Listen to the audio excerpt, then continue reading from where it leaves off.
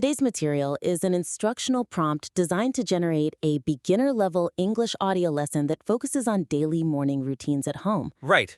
And let's just jump straight into the constructive feedback and look at how we can strengthen this structure to ensure it perfectly serves a beginner audience. Yeah, because to start things off, the sheer volume of material packed into this single lesson risks completely overwhelming the complete beginner audience it aims to help. Oh, absolutely.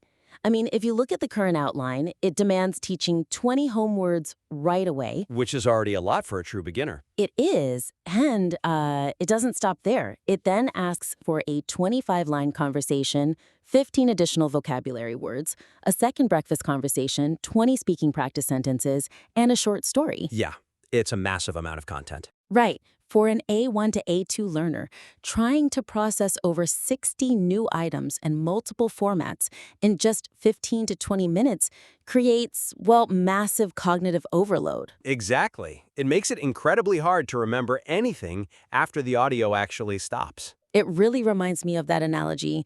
You know, asking a beginner to learn this much at once is like trying to drink from a fire hose instead of just sipping from a cup. That's a perfect way to put it, because biologically speaking, when a complete beginner encounters a foreign language at that kind of velocity, their cognitive bandwidth just maxes out. Right, the brain just shuts down. Yeah, it ties into the Ebbinghaus forgetting curve. The human brain is actually very efficient at pruning information it thinks it doesn't need.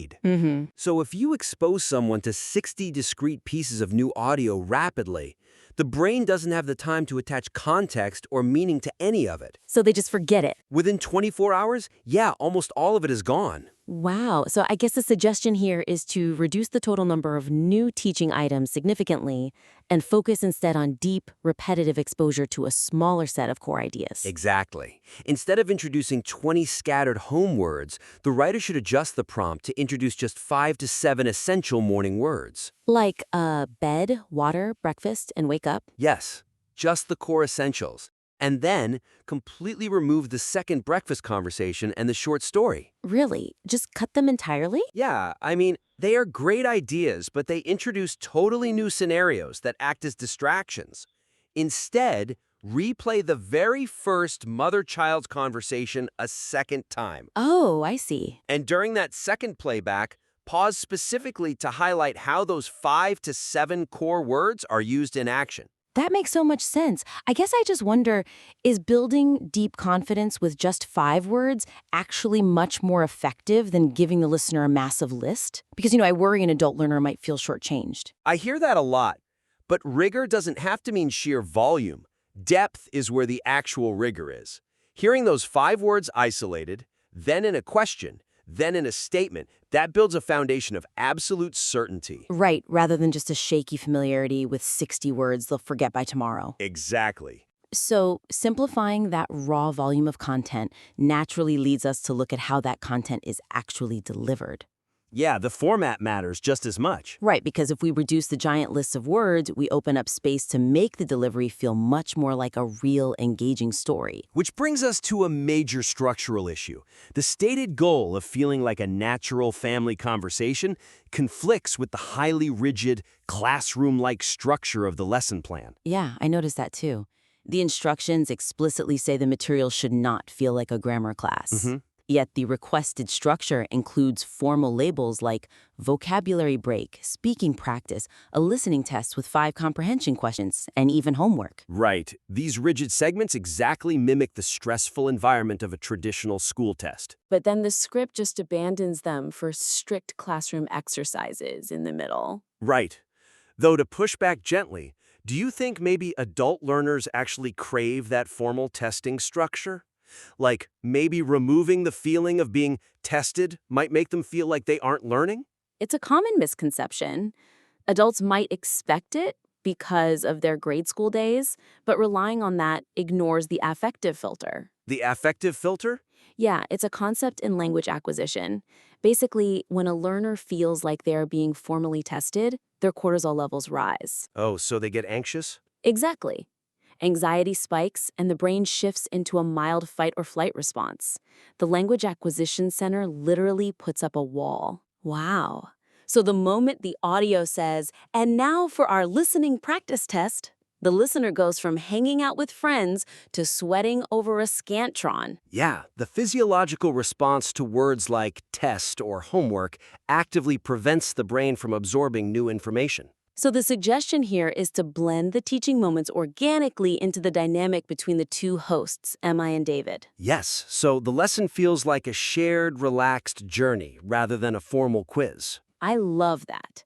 So as a concrete example, instead of an isolated vocabulary break section, you could have David, the learner, naturally interrupt the audio of the family conversation. Exactly. He could just ask Emma, wait, what does hurry up mean here? Which validates the listener's own confusion, right? Yes, it lowers the affective filter because the listener realizes they aren't the only one who didn't understand. And we should use simple English words in conversation so that viewers can easily understand the context without getting tripped up by academic jargon. Exactly. You want to keep the barrier to entry as low as possible. So how do we handle the listening practice test then? Instead of a formal quiz, just have Emma and David chat about the morning routine they just heard.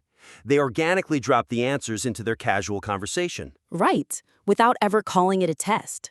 So Emma could say, I noticed the mom asked him to wash his face. And David says, yeah, I usually eat breakfast first. Exactly. You achieve the same pedagogical goal without the performance anxiety. And for the homework section? Same thing. Instead of Emma assigning homework, David can just enthusiastically volunteer his own plan. Like, tomorrow morning, I'm going to try naming everything in my bedroom out loud. Oh, that's great. It transforms an obligation into an invitation. Yes, it gives the learner agency. Well, shifting away from a rapid-fire classroom quiz to a relaxed, natural conversation between hosts means the physical length of the script must also change. It really does. It has to accommodate a slower, calmer pace. Which brings up our next critique. The target word count of 2,000 to 2,500 words is mathematically too dense for a 15 to 20-minute audio show meant for beginners. It is way too high. Yeah, because for a host to speak warmly, slowly, and clearly, and to leave enough pauses for a listener to repeat phrases aloud, reading a script of that length will force a rushed, unnatural delivery. It's basically audiobook speed at that point. Exactly. This speed will completely destroy the relaxed pacing required for someone trying to grasp simple English. And it overlooks the physical reality of the listener. Speaking a new language isn't just mental, it's a complex motor skill. Right. You're moving your tongue and jaw in totally new ways. Exactly. That physical mapping takes physical time. If the audio is rushing by, the listener is just constantly playing catch-up in their own head. So the suggestion is to lower the word count constraint to give the audio room to breathe. Yes, intentionally designing moments of pure silence for listener interaction. So as a concrete example, change the prompt's instruction from 2,000 to 2,500 words to a much lower target, maybe 1,000 to 1,500 words. That cuts the speaking speed down to a manageable, beginner-friendly pace. And additionally, add an explicit instruction for the writer to include actual pause breaks in the script. Yes, where the audio leaves a full 3 to 5 seconds of silence so the listener can practice saying phrases like, turn on the light, out loud. Without being spoken over. Exactly. I feel like in audio learning, silence is a highly valuable tool, not dead air. Can you elaborate on how crucial these silent spaces are? Because normally, producers are terrified of dead air. Right. In traditional broadcasting, dead air is a mistake. But here, it's active learning time. It's the exact moment the listener does the heavy lifting. So 5 seconds might feel like an eternity to a producer? Oh, definitely. But for a beginner arranging their mouth to produce foreign sounds, it is barely enough time to take a breath and speak. That's a really great perspective. Well, that pretty much brings us to the end of our critique today. Let me just recap the main points. Sounds good. Today's critique focused on 3 main structural shifts. First, reducing the sheer number of new words to prevent listener overload. Right, protect that cognitive bandwidth. Second, removing rigid classroom labels to create a truly natural chat and lower that affective filter. Keep it conversational and organic. And third, lowering the script's word count to allow for a slow, comfortable speaking pace with actual silence built in. Give them the physical time to speak. Exactly. So, for an actionable summary, to apply these notes, trim the vocabulary list down to just a few core words, Let the hosts, Emma and David, drive the explanations organically instead of relying on formal quizzes. Yeah. And cut the script length in half so you can insert long, silent pauses for the listener to practice speaking out loud. It will make a world of difference for the final product.